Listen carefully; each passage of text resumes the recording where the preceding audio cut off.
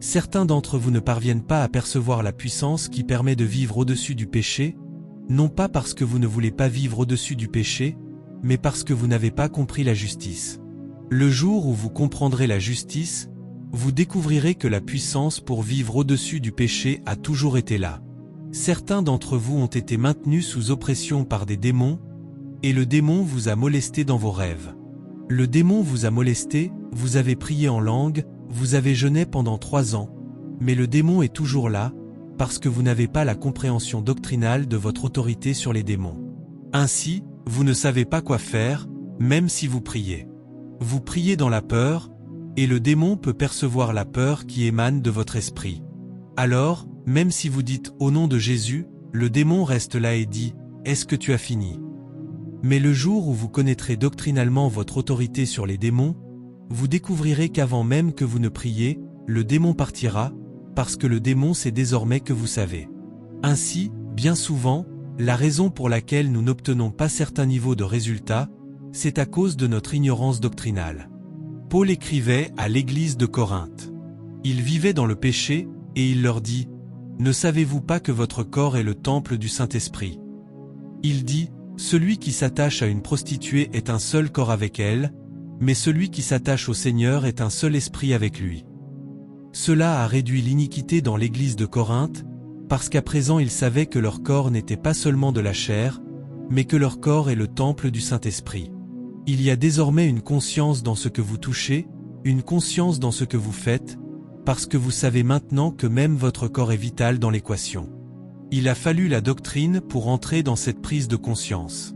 C'est pourquoi, si nous voulons que les gens soient productifs, nous devons leur enseigner la doctrine afin qu'ils puissent être productifs. Le 3e niveau de connaissance est l'épignosie. Je vous montre comment la productivité dans le royaume se manifeste. L'épignosie, c'est la connaissance expérientielle. Éphésiens 1 versets 17 et 18 va un peu plus en profondeur. Reprenons à partir du verset 15. Le premier type de connaissance est celui qui est acquis par la diligence. Le deuxième type de connaissance est acquis par la doctrine. Nous sommes maintenant au 3e. C'est pourquoi moi aussi, ayant entendu parler de votre foi au Seigneur Jésus et de votre amour pour tous les saints, je ne cesse de rendre grâce pour vous, faisant mention de vous dans mes prières, afin que le Dieu de notre Seigneur Jésus-Christ, le Père de gloire, vous donne un esprit de sagesse et de révélation dans la connaissance approfondie de lui. Cette connaissance est une connaissance expérientielle. Ce niveau de connaissance est supérieur à l'idor. Ce type de connaissance est une connaissance qui naît des rencontres avec Christ. Jean parlait de cela dans 1 Jean 1 verset 1, lorsqu'il dit « Ce qui était dès le commencement, ce que nous avons entendu, ce que nous avons vu de nos yeux, ce que nous avons contemplé et que nos mains ont touché. » Voilà l'expérience. À ce niveau, on ne vous parle plus simplement de Dieu, vous commencez à rencontrer Dieu. Mais la clé pour accéder à ce type de connaissance, Paul nous l'a donnée. Pour cette cause, je fléchis les genoux devant le Père, le Dieu de notre Seigneur Jésus-Christ. Ainsi, si vous voulez accéder à l'épignosie, vous devez engager Dieu personnellement. C'est là que la prière entre en jeu. Ainsi, si vous trouvez un croyant qui n'a pas d'autel de prière, pas une consécration réelle à la prière, il ne connaîtra jamais Jésus. Beaucoup de frères et sœurs viennent à l'église, et lorsqu'on prie, ils sortent comme s'ils voulaient aller chercher quelque chose rapidement. Ou bien, lorsque la prière devient longue, ils s'assoient, baissent la tête et attendent simplement que la prière se termine.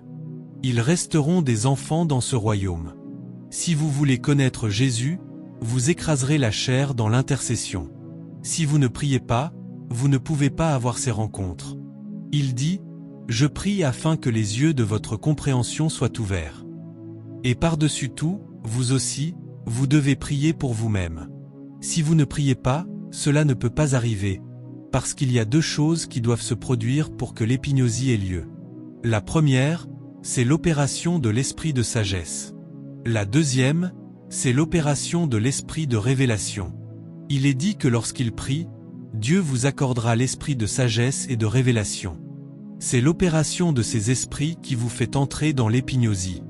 Ainsi, pour que cet esprit de sagesse et de révélation agisse, vous devez intercéder pour vous-même. C'est pourquoi beaucoup de personnes sont chrétiennes depuis 5 ans, 10 ans, et ne savent rien de Dieu, parce qu'elles ne l'ont jamais perçu par elles-mêmes. Et croyez-moi, il y a un niveau de résultat que vous ne pouvez pas commander tant que vous ne connaissez pas Jésus. Il m'est arrivé d'aller dans des endroits où je me tenais debout avec la sensation que, si tu ne produis pas ce résultat ici aujourd'hui, tu es en difficulté.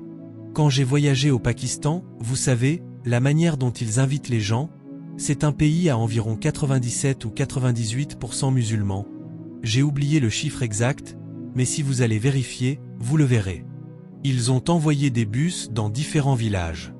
Savez-vous ce qu'ils leur disaient? Un guérisseur arrive. J'ai dit, je ne me souviens pas vous avoir dit que je suis un guérisseur. Je vous ai dit que je suis un revivaliste, un évangéliste, je viens prêcher l'évangile. Mais mon hôte leur a dit, un guérisseur arrive. Alors, musulmans et hindous ont entassé tous les malades dans des bus et les ont amenés au guérisseur.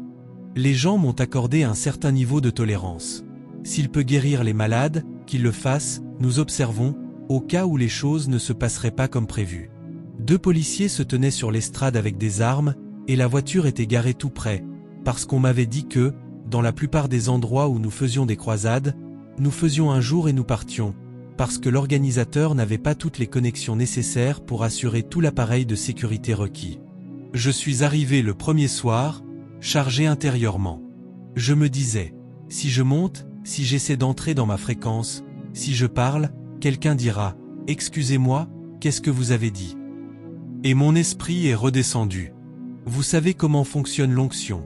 Vous construisez progressivement, au fur et à mesure que vous parlez, l'énergie monte, vous montez, vous montez. J'essayais de monter, et quelqu'un disait, « Attendez, attendez, vous quoi ?» Alors j'ai dit, « Seigneur Jésus, aujourd'hui je suis en difficulté. Je ne sais pas comment je suis arrivé ici, mais je sais que c'est toi qui m'as envoyé. » J'ai prêché pendant 40 minutes, même moi j'étais fatigué, parce que partout c'était sec. J'ai dû retourner à mes rencontres avec Dieu, et je me suis souvenu de certaines paroles que Jésus lui-même m'avait dites. Il s'était engagé envers moi. L'une des choses que Jésus m'a dites, c'est « Parce que je vis, tu verras demain. » Vous savez, même si vous êtes dans la vallée de l'ombre de la mort, vous ne pouvez pas mourir, monsieur, parce que je vis. Cela, ce n'est pas une doctrine, c'est une réalité vécue. L'épignosie. Beaucoup de chrétiens n'ont pas cette connaissance-là, c'est pourquoi vous êtes bloqués dans la vie. Voyez-vous, si vous commencez à engager Dieu dans la prière, vous découvrirez que vous devenez comme la montagne de Sion, qui ne peut être ébranlée. Ce n'est pas une question d'apôtre ou de prophète, c'est une question d'intimité avec Jésus. Récemment, j'étais en Zambie, je crois que c'était en décembre, et Jésus est passé et a murmuré, « Plus aucune maladie. » Alors j'ai dit à mes amis, « Cette année, nous allons poursuivre la maladie partout, parce qu'il l'a dit. » Il n'y a aucun moyen de l'expliquer. Ce n'est pas une doctrine, c'est une intimité. C'est pourquoi la seule manière de l'obtenir, c'est d'engager Dieu pour soi-même. Toute personne qui veut entrer dans l'épignosie doit découvrir sa porte d'accès vers le monde spirituel. Pour certains, c'est l'adoration. Pour d'autres, c'est la prière. Pour d'autres encore, c'est le jeûne. Pour certains, c'est la solitude. Si c'est cette porte que vous cherchez, vous la suivrez pendant longtemps, et un jour viendra où plus vous avancerez, plus vous aurez des rencontres. Comme Moïse, son beau-père lui parla de cette montagne appelée Horeb. Il lui dit, « Dieu a rencontré tes pères là-bas. » Et chaque jour, la Bible dit que Moïse conduisait les troupeaux à l'arrière du désert. Il finissait avec les troupeaux, puis il allait à l'arrière. Un jour, alors qu'il s'y rendait, il vit un buisson qui brûlait sans se consumer. La porte spirituelle s'ouvrit, et une voix sortit, « Ôte tes sandales, car le lieu où tu te tiens est une terre sainte. » Il comprit que sa vie était sur le point de changer. Lorsqu'il s'approcha, la voix commença à lui parler davantage et dit, « J'ai entendu le cri de mes enfants à cause de leur maître d'esclavage, et maintenant je veux t'envoyer. » Moïse n'avait pas la doctrine, mais il avait l'osie. Il dit, « Va dire à Pharaon, laisse aller mon peuple. » Il n'avait pas été enseigné. Il dut retourner vers les anciens d'Israël et dire, « Quelles sont encore les paroles de Dieu ?» Il disait en substance, « Je suis né en Égypte, je n'ai pas eu l'opportunité d'apprendre toutes les voies de la Torah. J'étais dans le palais de Pharaon. Le peu que je sais, ce sont les choses que les sages-femmes m'ont enseignées. Quels sont les secrets de Dieu? Il ne les connaissait pas. Il n'y avait pas de livre à lire. Il était simplement un prince jusqu'au jour où il eut une rencontre. Et le jour où il tua cet homme, il dut fuir pour sauver sa vie. Mais il avait entendu dire qu'il existe un Dieu qui rencontre les hommes, et il a commencé à engager l'autel jusqu'à ce que ce Dieu lui apparaisse. Lorsque Moïse est revenu, il avait plus de stature que tous les docteurs de la loi, parce qu'il revenait comme quelqu'un qui avait rencontré Dieu. Même le bâton de Moïse est devenu le bâton de Dieu. Si nous nous arrêtons au niveau de la doctrine, nous deviendrons des pharisiens. Si nous voulons davantage, nous devons engager l'ordre spirituel. Nous avons touché le feu. Le roi fut le premier à voir leur Dieu. Il dit, « Qui est le quatrième homme ? Il ressemble au Fils de Dieu. » Vous n'avez même pas besoin de le présenter, sa majesté est trop excellente. L'épignosie. Écoutez, trouvez ce qui ouvre votre dimension spirituelle. Trouvez-le. Cela va au-delà de l'étude biblique, au-delà de la fréquentation de l'Église. Si c'est l'adoration, faites-en votre vie. Si vous dormez, laissez-la jouer, parce que pendant que les hommes dorment, Dieu agit. Même lorsque vous dormez, que le son soit là. Et tout ce qui saisit votre esprit, nourrissez-le jusqu'à ce qu'il imprègne votre âme. Il y a certains sons que j'entends et qui me transportent dans des dimensions spirituelles. Parfois, je joue un seul son pendant 4 semaines, et il continue,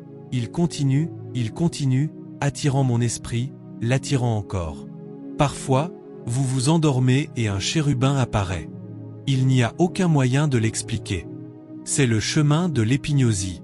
Parfois, je lis la Bible, et un seul verset de l'Écriture se lève devant moi. Je cite ce verset, je parle de ce verset, je mange ce verset jusqu'à ce que le verset s'ouvre et devienne une porte. Voyez-vous, chaque verset de l'Écriture est une porte. Lorsqu'elle s'ouvre, vous pouvez marcher sur ce chemin toute votre vie. Restez-y. Ne vous pressez pas. Les choses spirituelles sont éternelles. Elles sont plus profondes que votre âge, mais elles vous porteront dans des dimensions dont vous ne connaîtrez jamais la fin. Vous marcherez simplement sur ce chemin pour le reste de votre vie. Tout cela est conçu pour vous donner une connaissance qui ne peut pas se trouver dans un manuel. On l'appelle l'épignosie. Ensuite, il y a ce que nous appelons la gynosie. La gynosie n'est pas seulement une connaissance expérientielle. La gynosie est une connaissance expérientielle qui produit des résultats. C'est comme avoir une relation intime d'où naît une descendance. Il y a une expérience qui vous fortifie pour connaître toute la réalité d'une chose, mais il y a une autre expérience qui doit produire un résultat. Ceux d'entre vous qui êtes scientifiques le savent, ce n'est pas toute relation intime qui produit des enfants. Mais vous savez ce que cela signifie, vous le savez par expérience, même si vous ne connaissez pas la biologie. Vous avez l'expérience. Cependant, il y en a d'autres qui doivent produire une grossesse. Lorsqu'elle commence à produire un résultat, elle passe de l'épignosie à la gynosie. C'est pourquoi vous devez chercher Dieu jusqu'à ce que Dieu devienne une réalité que même vos paroles ne peuvent plus nier. Paul dit à Timothée, « Applique-toi entièrement à ces choses » 1 Timothée 4 verset 15, afin que tes progrès soient manifestes pour tous. Ainsi, tu dois continuer à te donner entièrement jusqu'à ce que le progrès devienne visible. Voyez-vous, les choses spirituelles ne sont pas des choses dont on se vante. Certaines personnes prient 3 heures par jour, et parce qu'elles le font depuis 2 mois, elles commencent à marcher en boitant comme des hommes de prière. Même lorsqu'elles viennent à l'église, 3 ou 4 d'entre elles se tiennent toujours au même endroit, ce sont des gens de prière. Pendant ce temps, cette prière ne porte aucun fruit. Cette prière ne peut pas faire disparaître un cancer, cette prière ne peut pas ouvrir un territoire, cette prière ne peut pas arrêter une addiction. Mais ils ne comprennent pas le but des choses spirituelles, et ils marchent comme des hommes spirituels. Si vous avez un mal de tête et que vous les rencontrez, rien ne se passera. Ils ne peuvent vous donner aucune direction prophétique précise. Eux-mêmes ne voient aucune transformation dans leur propre vie, et pourtant ils exaltent simplement leur volonté. Ils ne sont pas entrés dans le domaine spirituel, mais l'orgueil est entré en eux. Certains, On les appelle des machines à genêts. Ils ne sourient pas quand ils viennent à l'église. Ils marchent comme des hommes du réel. C'est de l'enfantillage. Vous devez migrer vers la gynosie. Voyez-vous, la preuve que vous pratiquez réellement une chose spirituelle, ce sont les résultats que vous produisez. Il est dit, vous connaîtrez la vérité, et la vérité vous rendra libre. Ainsi, la preuve que vous avez connue, c'est le niveau de liberté dont vous jouissez. Il doit y avoir des signes, ce qu'on appelle la justification de l'esprit. Il est dit, Christ a été manifesté en chair, justifié en esprit. Ainsi, toute activité spirituelle doit avoir une justification. C'est cela qui prouve que ce que vous faites n'est pas simplement de la religion. Mais voyez-vous, nous ne pressons pas pour la réalité. Nous finissons donc par nous impressionner nous-mêmes, tandis que les gens du monde nous regardent et disent « Cette prière dont vous parlez, qu'a-t-elle produit ?» Vous n'êtes pas capable de proposer une politique qui fasse avancer une nation. Quand on prend des décisions concernant un territoire, vous n'êtes pas là. Les gens sont malades, et si les médecins n'interviennent pas, ils meurent. Pendant ce temps, vous marchez de long en large. Lors du Covid, ils ont dit que l'Église n'était pas essentielle. C'est à ce moment-là que certains d'entre nous ont perdu la paix. Mais ils n'oseraient pas dire cela-ci, lorsque les hôpitaux abandonnent des patients, on les amène à l'église et qu'ils en ressortent guéris. Quand le Covid est arrivé, ils auraient cherché l'église. Mais notre église est devenue un lieu de religion et de rituel. Ainsi, la dernière fois qu'ils ont vérifié, la plupart des résultats venaient des hôpitaux. Ils n'ont donc pas vu la nécessité que l'église soit ouverte. Ils l'ont vu comme un risque. Au lieu d'être offensés par leur manière de penser, nous devrions répondre par des dimensions qu'ils ne peuvent pas nier. On a parlé de John G. Lake dans la ville de Spokane. On y amenait des cas terminaux que les hôpitaux avaient abandonnés, et ils étaient purifiés et cliniquement vérifiés. Un moment est venu où des médias séculiers ont déclaré que Spokane était la ville médicale la plus saine du monde à cause de la formation des techniciens en guérison divine de John G. Lake. Lorsque le résultat est là, personne ne peut le nier. C'est pourquoi nous devons migrer. Je vous parle de la productivité du royaume. Dieu commencera d'abord à vous attirer. Vous découvrirez que votre esprit commence à comprendre et à expliquer les choses spirituelles, et cela devient cohérent. Ensuite, vous commencez à comprendre la doctrine, et Dieu vous pousse à étudier davantage. Puis vous commencez à avoir une faim qui vous pousse à aller plus loin. Vous ne devez pas vous arrêter là. Cette faim doit vous conduire à un lieu où vous commencez à produire des résultats. C'est alors que vous entrez dans la gynosie.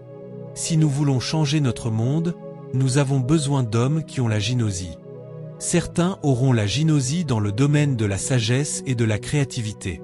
Lorsqu'ils prient et qu'ils ont fini de prier, ils reviennent et disent « J'ai vu une image », puis ils dessinent quelque chose, et cela devient le modèle d'une voiture qu'une entreprise achète et qui devient la prochaine voiture à succès. Ça, c'est la gynosie. Lorsqu'ils terminent de prier, ils reviennent et disent « J'ai vu une fluctuation sur le marché boursier. J'ai vu que telle chose allait monter, tout le monde doit acheter cela. » Ça, c'est la gynosie. Lorsqu'ils prient et reviennent, ils parlent de la configuration d'un territoire. J'ai vu quelque chose comme un tremblement de terre dans la partie nord de la ville dans 2 semaines. Et l'église commence à prier, et effectivement le tremblement de terre se produit. Alors vous savez que l'église est pertinente. Ou bien ils reviennent du lieu de prière, et tous les malades pour lesquels ils prient sont guéris.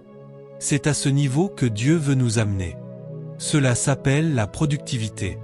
Voyez-vous, si vous savez que vous pouvez marcher seul dans une ville où personne ne connaît Dieu, vous y apporterez le royaume, parce que vous n'y allez pas avec des pratiques religieuses, mais avec quelque chose qui ne peut pas être nié. Car toute personne qui a des réponses, le monde doit l'écouter. Puis vient le niveau suivant, appelé kino, et ensuite vous arrivez au niveau final appelé dokimazo. Le dokimazo est une connaissance qui est éprouvée, prouvée. Romains 12 verset 2. C'est pourquoi, lorsque vous venez au culte et que les gens ont prié pendant 4 heures, vous dites « Cette prière est trop longue ». Ce n'est pas trop longtemps que vous ne pouvez rien produire. Vous êtes encore au niveau où vous ne faites que nourrir un appétit, et vous dites que c'est trop, alors que rien n'a encore éclaté. Ce ne sera jamais trop tant que vous n'avez pas obtenu quelque chose. Il est dit, Ne vous conformez pas au siècle présent, mais soyez transformés par le renouvellement de l'intelligence, afin que vous discerniez quelle est la volonté de Dieu, bonne, agréable et parfaite.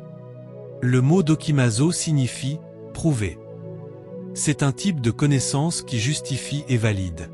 C'est à ce niveau que vous devenez un témoin. Ainsi, lorsque vous vous présentez quelque part et que vous dites à quelqu'un « Dieu est réel » et qu'il vous répond « Prouve-le », vous le pouvez. Si vous arrivez dans un lieu et que vous dites aux gens « Dieu guérit les malades » et qu'ils répondent « Non, c'est un cliché religieux », vous leur dites « Amenez-les, amenez les malades ». On raconte l'histoire d'une femme appelée Amy Sample Mcpherson. Elle opérait des miracles dans une ville, et on disait que c'était un mensonge. Alors elle a organisé une réunion et a dit « N'amenez que ceux qui sont vraiment infirmes, ceux pour lesquels nous devons prouver cela. » Des journalistes sont venus, des médecins sont venus, ils ont examiné les gens cliniquement, confirmé qu'ils étaient réellement infirmes, et ils les ont amenés. En fait, sa manière de faire la publicité de ces réunions était étrange. Elle allait se tenir au centre-ville, vêtue d'un habit blanc. Plus tard, quelqu'un comme le capitaine Kuma fera la même chose. Elle se tenait au milieu de la ville. Quand les gens se rassemblaient, elle se mettait à courir vers la salle où la réunion devait se tenir, et toute la foule courait derrière elle. Lorsqu'ils entraient, elle se retournait et disait « Asseyez-vous, vous ne pouvez plus sortir ». Le poids de la présence que cette femme portait. Elle se tenait simplement là, et tout le monde la regardait en se demandant « Qui est cette belle femme en vêtements blancs ?» Lorsqu'elle voyait que le nombre était suffisant, elle commençait à courir, ils la poursuivaient, elle entrait dans une salle, ils entraient, elle disait « Asseyez-vous », puis elle prêchait, convertissait les gens et partait dans une autre ville. La nouvelle de la puissance de Dieu qu'elle manifestait s'est répandue, et on a cherché des moyens de discréditer ce qu'elle faisait. Mais elle a relevé les défis et a prouvé. Elle a démontré que ce n'était pas un hasard, que ce n'était pas un coup de chance, mais quelque chose qui pouvait être reproduit. C'est à ce niveau que vous pouvez dire « Demain, c'est un culte prophétique ». Un culte prophétique n'est pas un culte d'intercession. Si vous dites que c'est un culte prophétique, alors vous prophétisez. Vous pouvez dire « Demain, c'est un culte de guérison ». Alors on amènera les malades. Il y a quelqu'un au Nigeria, le pasteur Chris. Il dit qu'il ne prêche pas lors des cultes de guérison. Lors des cultes de guérison, on guérit les malades. Ils alignent les malades, il arrive, il va directement vers eux et commence à les guérir. Quand il a terminé, il a terminé. Des gens viennent du monde entier simplement pour observer. Ils viennent regarder. Lorsqu'il a fini, il remercie les partenaires, remercie tous ceux qui sont venus de partout dans le monde. Il n'y a aucune agitation. L'homme connaît cela depuis le lieu du repos. Il se présente, il sort, il sort, il sort, il guérit, et c'est tout. Une autre fois, il est arrivé et il y avait tellement de monde qu'il voulait imposer les mains. Le dokimazo était déjà à l'œuvre en lui. Il a simplement reculé, les a regardés et a dit « Vous êtes tous guéris ». Sans prière. Il était en colère contre le diable. « Vous êtes tous guéris ». Et tout le monde s'est levé. Je ne parle pas de simples maux de tête datant de quelques années, je parle de cancer, et lorsqu'il prenait les témoignages. Parfois, cela prend 8 mois plus tard afin de pouvoir vérifier l'avant et l'après. C'est cela le dokimazo. Mais ils ont grandi. Je vous montre cela afin que vous ne soyez pas découragés. Voyez-vous, certains d'entre vous ont essayé quelque chose et il semblait que cela ne fonctionnait pas. Peut-être étiez-vous encore au niveau de l'idor. Continuez à pousser, il y a encore d'autres dimensions.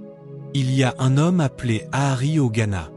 J'ai regardé une de ses vidéos et j'ai presque pleuré. C'est le ministère le plus décontracté que j'ai jamais vu de ma vie. Quand il a fini de prêcher, il a dit « Que tous ceux qui ont des béquilles les apportent maintenant ». Les gens qui ne pouvaient pas marcher ont apporté leurs béquilles. Comment allaient-ils les apporter? Et pourtant, ils les ont apportés, ils les ont rassemblés, ils les ont déposés. Ils ont tous été complètement guéris, complètement, avec une facilité déconcertante. Cela s'appelle le dokimazo. Et c'est une dimension accessible à tous, Parce que vous avez le Saint-Esprit. Il veut vous conduire dans le dokimazo. Quand vous arrivez à ce niveau, aucun territoire ne devient difficile. Et vous n'avez pas besoin d'attendre d'y être arrivé, parce que ce sont des connaissances expérientielles. Là où vous êtes, vous continuez à aspirer. Je suis allé dans des endroits où j'ai prié pour des malades et personne n'a été guéri. J'ai dit, d'accord, peut-être que je suis encore au niveau doctrinal. Je suis retourné prier davantage, puis je suis revenu. Et chaque fois que vous pressez Dieu, il vous honore en augmentant votre mesure, parce que ce n'est pas seulement une question d'accomplir l'œuvre, c'est une question de devenir. Il a dit, suivez-moi, et je vous ferai pêcheurs d'hommes. Vous êtes façonnés dans le processus du service. Nous pouvons tous le faire. Nous le ferons tous. Et nous ne serons pas découragés. Si aujourd'hui je prie pour quelqu'un qui est sous l'emprise d'un démon et que le démon n'est pas chassé, je ne penserai pas une seule seconde que c'est impossible. Je saurai simplement qu'il y a quelque chose que je ne sais pas encore. Je retournerai chercher, je vérifierai, et je reviendrai. Si aujourd'hui je prie pour un malade et qu'il n'est pas guéri, je n'aurai pas honte. Je saurai qu'il y a quelque chose que je ne sais pas encore, et je reviendrai. Cela signifie qu'il y a des dimensions de connaissance auxquelles je dois accéder. Ainsi, pour moi, l'une de mes motivations dans ce que je fais, c'est que je deviens davantage, je grandis davantage, je suis transformé davantage. Même lorsque je n'obtiens pas encore certains résultats, je sais qu'il y a une échelle que je dois gravir. C'est pourquoi je continue à presser, non seulement à cause de la mission, mais à cause de ce que je deviens en Dieu. La connaissance, vous devez savoir. C'est ainsi que la qualité de votre vie spirituelle augmente. Certains sont au niveau de la gnosie, d'autres au niveau de l'idor, d'autres au niveau de l'épignosie, d'autres au niveau de la gynosie, et certains sont au niveau du dokimazo. Ceux-là sont des formateurs. Ils peuvent vous appeler, vous imposer les mains et déposer une mesure en vous. Ils peuvent dire, je sais que tu veux guérir les malades, mais tu es encore au niveau doctrinal. Il y a tellement de travail à faire. Ils imposent les mains sur vous et déposent une mesure. Utilisez cette mesure pendant que vous continuez à grandir. C'est cela le dokimazo. Le christianisme est réel, mais il y a des protocoles, et nous devons les apprendre. Alors ne fuyez pas les réunions de prière, ne fuyez pas l'étude biblique. Plus c'est long, mieux c'est. Asseyez-vous, même lorsque votre intelligence est fatiguée. Votre esprit, lui, ne l'est pas. Quelque chose est en train de se produire. Car vous devrez prouver cette réalité dans votre propre vie, puis la prouver dans la vie des autres. Croyez-moi, il y a un jour mauvais pour chacun. Mais pour ceux qui sont préparés, le jour mauvais devient un jour de témoignage. Parce que lorsque vous transformez l'impossible, cela devient un témoignage. Louez Dieu.